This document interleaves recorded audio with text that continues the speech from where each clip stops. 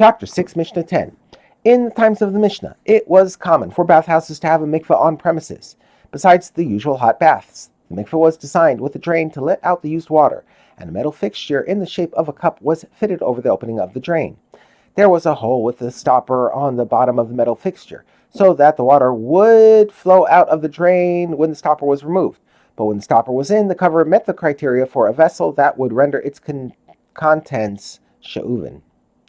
Now, Tosefta 3:1 introduces a concept called Geru Rim Al Gabe Kalim, which means that water that flows on top of vessels will be considered she'uven even if it does not flow into them.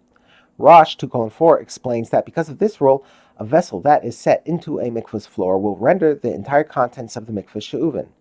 Our Mishnah discusses when this concept might apply to the fixture that covers the drain of a mikvah. We now turn to the words of the Mishnah. A drain cover that is in a bathhouse mikvah that is in the middle of the mikvah invalidates the mikvah. But if it is on the side of the mikvah, it does not invalidate the mikvah, because it is like a mikvah of she'uven that is adjacent to a mikvah of rainwater.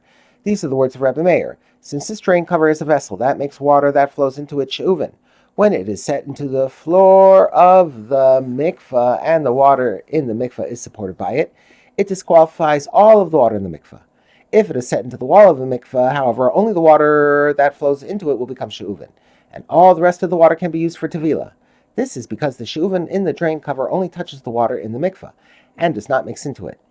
But the sages say, if the bath mikvah accumulates a revius of rainwater before it reaches the drain cover, it is valid.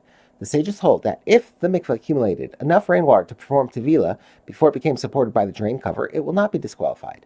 Since a revius of water is all that is needed biblically for tevilah of small utensils, if this amount accumulates before it reaches the drain, the mikvah will not become disqualified even when the water level rises and does flow over the drain.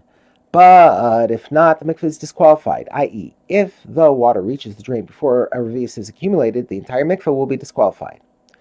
Rabbi Elazar ben Rabbi Tzadok says, since the drain cover holds water, anywhere the drain cover is placed invalidates the mikvah. That is, since the cup-shaped cover makes its content she'uven, it will disqualify the entire mikvah if any water at all flows over it.